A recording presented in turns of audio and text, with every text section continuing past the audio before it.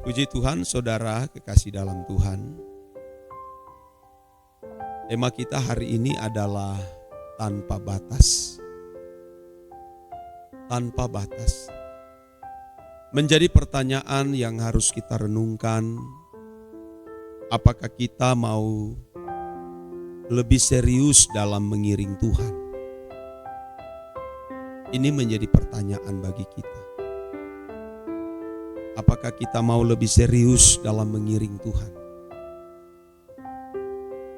Tuhan mengajak kita untuk serius tanpa batas, saudara.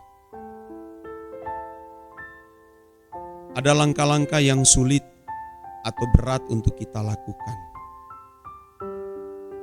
Tetapi kalau kita serius tanpa batas, kita pasti bisa melakukannya. Seperti ketika Tuhan memanggil para murid-muridnya, Simon, Andreas, dan lain-lain sebagainya. Mereka langsung meninggalkan. Petrus meninggalkan jalannya. Matius pemungut cukai meninggalkan meja cukai. Ya saudara, mereka benar-benar all out untuk mengiring Tuhan Yesus pada zaman itu. Walaupun pengiringan mereka kepada Tuhan Yesus masih salah, tetapi mereka benar-benar memiliki kenekatan. Tidak takut cemoohan orang, hinaan orang, bullying. Walaupun mereka belum mengerti maksud Tuhan memanggil mereka untuk menjadi murid-muridnya, tapi mereka benar-benar melakukannya, saudara. Nah, bagi kita yang telah mengenal kebenaran firman Tuhan, tentu mestinya kita harus lebih dewasa dari mereka. Kita harus lebih dewasa dari 12 murid Tuhan Yesus pada saat itu. Karena mereka belum banyak mengerti. Karena faktanya ketika Tuhan Yesus hendak disalib, mereka akhirnya meninggalkan Dia. Penuh dengan ketakutan, kecemasan, kehilangan pengharapan. Tetapi walaupun juga pada akhirnya Tuhan memakai mereka kembali, menjumpai mereka di pantai, saudara, yang sedang menjalah ikan kembali. Nah, saudara, bagi kita yang mau mengiring Tuhan tanpa batas, tentu yang paling pertama, saudara, kita harus membersihkan pikiran kita dari semua unsur dunia. Kita harus bersihkan, saudara.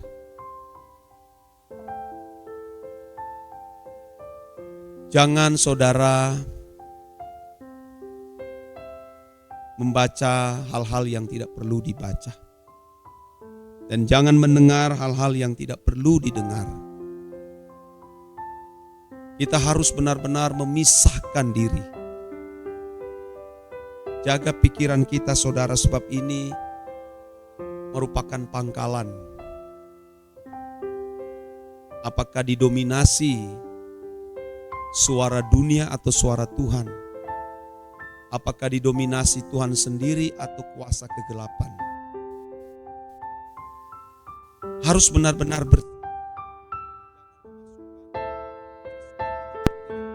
yang Tuhan tidak kehendaki.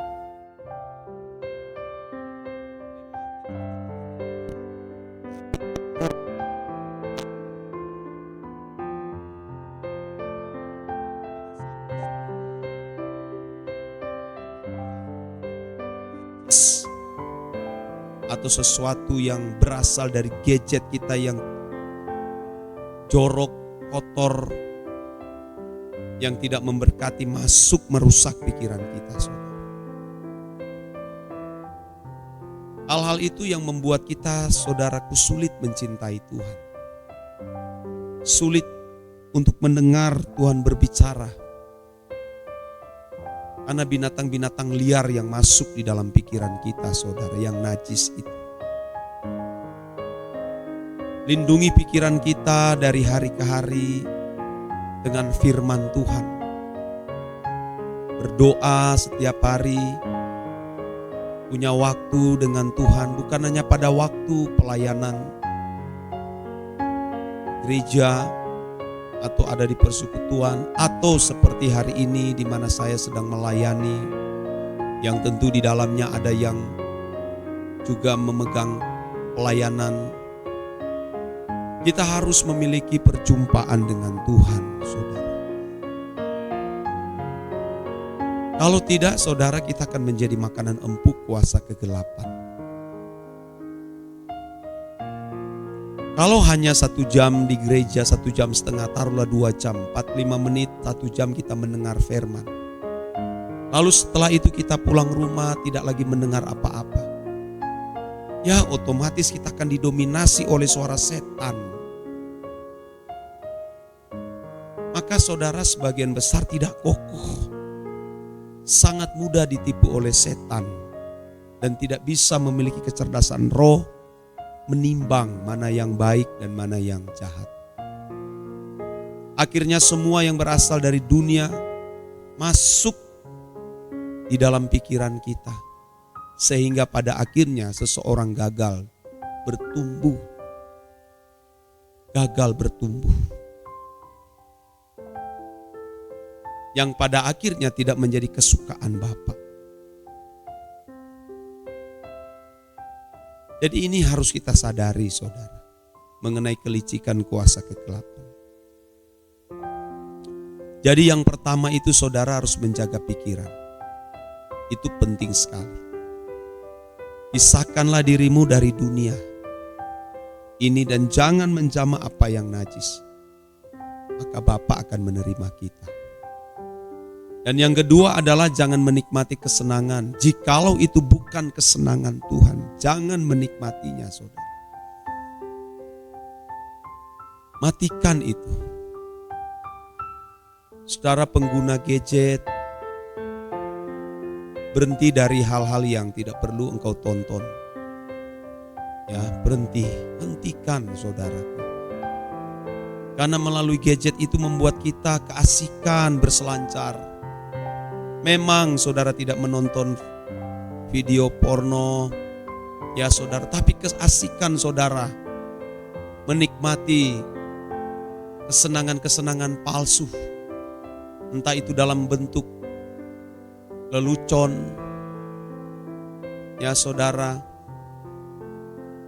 dongeng dan lain sebagainya, saudara, yang membuat saudara merasa itu bahagia.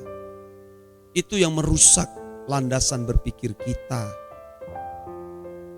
Saudara pengguna media sosial cukup sudah membagikan apa yang saudara bisa bagikan, dan setelah itu keluar.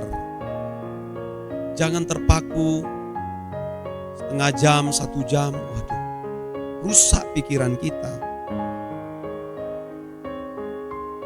Yang pada akhirnya kita tidak bisa melawan kuasa kegelapan.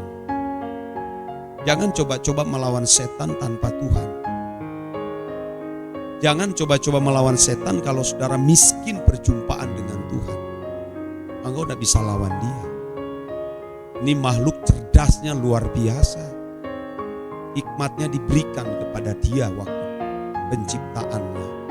Melebihi hikmat Daniel. Makhluk yang sudah miliaran tahun hidup bersama Bapa, bagaimana dia tidak tahu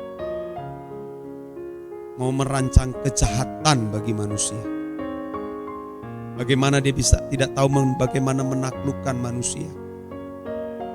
Oleh sebab itu saudaraku, kita harus sungguh-sungguh.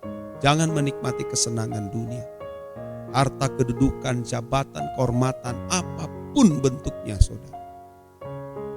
Yang kita hanya memiliki satu kenikmatan dan gairah, itu Tuhan. Kedengaran ini berlebihan atau lebay.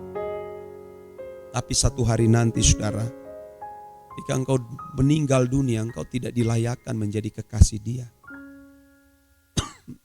Karena engkau terlalu banyak memiliki kekasih yang lain. Kau malas berdoa. Mungkin hanya doa pagi seperti ini, setelah itu engkau tidak berdoa sepanjang minggu.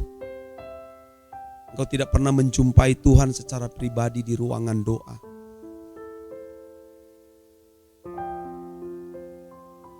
Saudaraku, makin sulit.